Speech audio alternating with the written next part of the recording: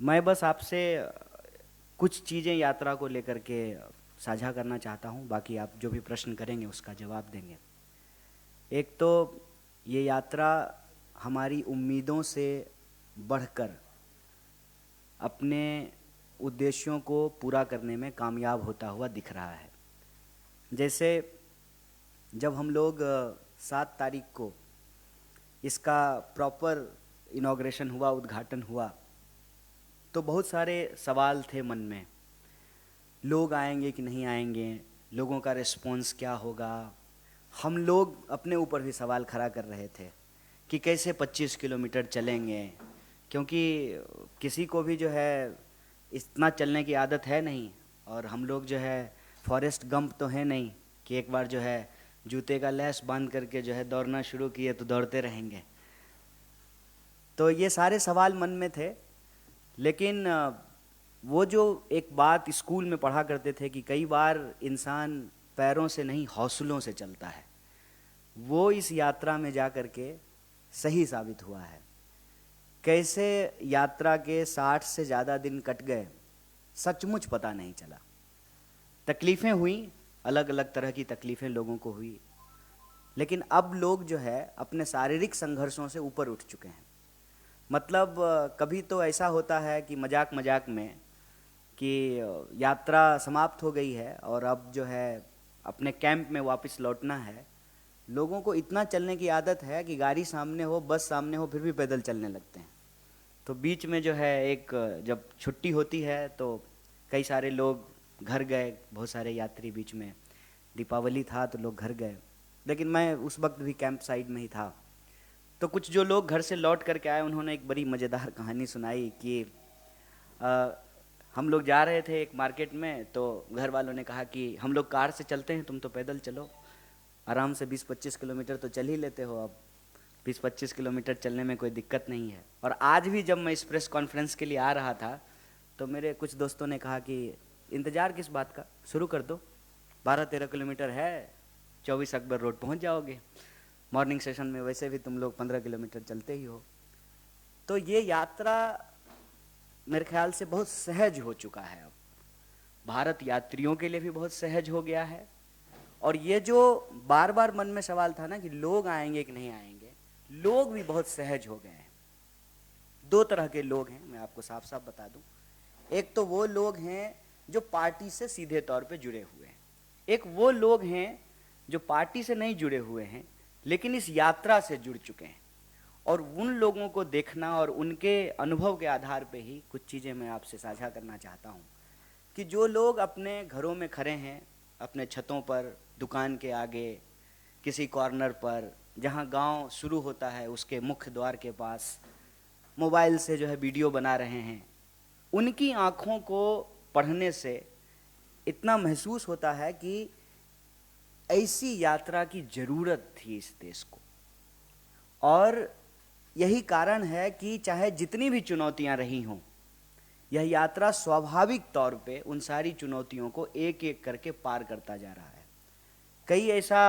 कई ऐसी परिस्थितियां थीं, जैसे जहां गर्मी बहुत होनी थी, ऐसी अपेक्षा थी कि बहुत गर्मी होगी, वहां बारिश हो गई।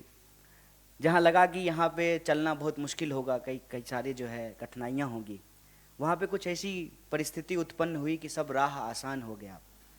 तो एक बात जो कुल जमा जोर हम इस यात्रा के बारे में कह सकते हैं कि यह यात्रा अपने पहले पड़ाव को पूरी तरीके से पूरा कर चुका है।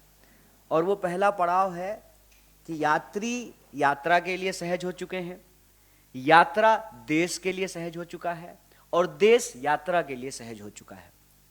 मैं आपसे कोई शिकायत नहीं कर रहा हूँ, क्योंकि जैसे हमारा प्रोफेशन है, आपका भी प्रोफेशन है, और हर किसी की अपनी मजबूरी होती है।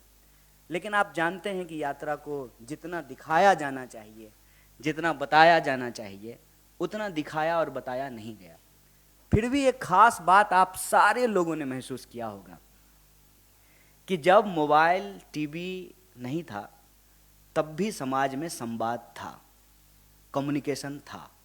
और सिर्फ इंसानों में ही कम्युनिकेशन नहीं होता है, पक्षियों में भी कम्युनिकेशन होता है, उनकी भी अपनी आवाज़ें होती हैं। आज भी हमारे समाज में वो कम्युनिकेशन मौजूद है। और ये यात्रा में चलते हुए हमको महसूस हुआ कि भले बहुत ना दिखाया गया हो, लेकिन इस देश के लगभग हर व्यक्ति को ये पता है कि यात्रा हो रही है। इसका मतलब हमारा internal communication beyond WhatsApp, TV, अखबार आज भी जिंदा है। देश की चाय के नुक्कड़ों पर, बसों में, ट्रेनों में, खेतों में, खलिहानों में, दफ्तरों में, हर जगह किसी ना किसी रूप में, किसी ना किसी दिन, सुबह या शाम, यह चर्चा निकल आती है कि भारत यात्रा हो रही है। तो भारत यात्रा ने अपना पहला पड़ाव पूरा कर लिया है। पूरे देश को पता है कि उनके सवालों को लेकर के ये यात्रा हो रही है।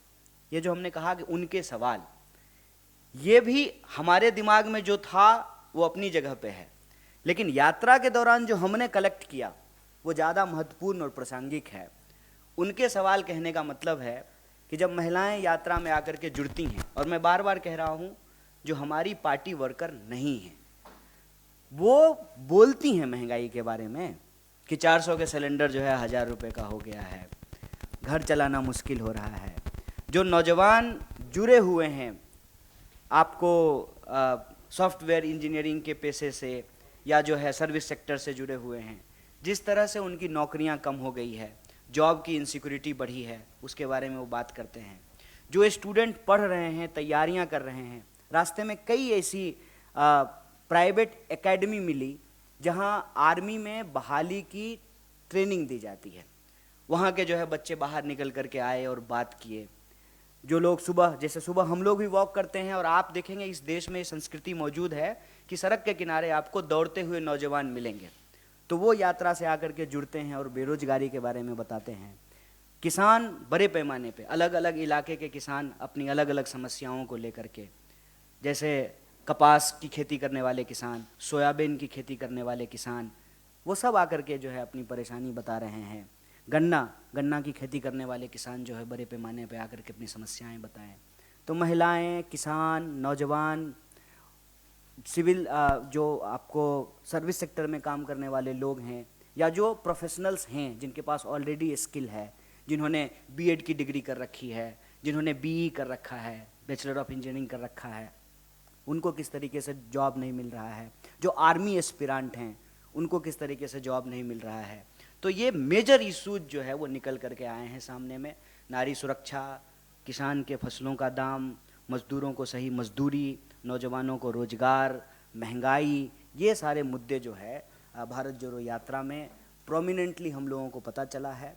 और भारत जोड़ो यात्रा जो एक उद्देश्य लेकर के चला था, क्योंकि बार बार ये सवाल जो है किसी न किसी रूप में पूछा जाता है। आज हमारे एक पत्रकार दोस्त ने फ़ोन किया और कहा कि कितना जोरे, भारत कितना जोरे। तो हम बोले कि टेलर का दुकान चलाते हैं क्या, कि 1.5 मीटर जोड़ दिए, 3.5 मीटर जोड़ दिए। कितना टूटा हुआ है आप, ये सवाल पहले खुद से पूछिए, फिर पता चलेगा कि कितना जुड़ा। जब यही महसूस नहीं हो रहा है कि कितना टूटा हुआ है, तो क्या जोड़ रहे हैं ये भी पता नहीं चलेगा। हमने कहा कि जब आपको ये महसूस होता है कि आपने अपनी पूरी ज़िंदगी किसी एक प्रोफेशन को दिया, लेकिन चैन नहीं है, सुख नहीं है, शांति नहीं है, हर वक्त ये दिमाग पे प्रेशर रहता है कि कब नौकरी चली जाएगी, तो यह जो असुरक्षा है, इस असुरक्षा की भावना को ख़त्म करके सुरक्षा की भावना को जोड़ना चाहते हैं। ये भारत जोड़ो यात्रा का लक्ष्य है। जो नौजवान अपनी पढ़ाई कर रहा है, उसकी जो उम्मीद है, जो उम्मीद टूटती है जब बहाली नहीं निकलती है या प्रश्न पत्र लीक हो जाता है, उस टूटी हुई उम्मीद को जोड़ना इस भारत जोड़ो यात्रा का लक्ष्य है। जो महिलाएं आ रही हैं, उस भावनात्मक तस्वीर को आप सब लोगों ने देखा होगा कि कैसे ये आसान बात नहीं है कि किसी गैर मर्द के साथ उतनी सहजता से कोई महिला मिले।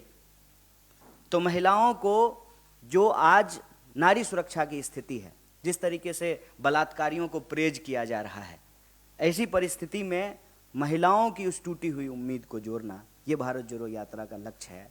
और हमारा मानना है कि जितनी सहजता से ये यात्रा आगे बढ़ रही है और लोगों के मुद्दों को कलेक्ट कर रही है, लोगों की आंखों में देखने से ये बार बार महसूस होता है कि इस यात्रा की ज़रूरत थी। भारत जोड़ो यात्रा ने अपने पहले पड़ाव को पूरा किया है।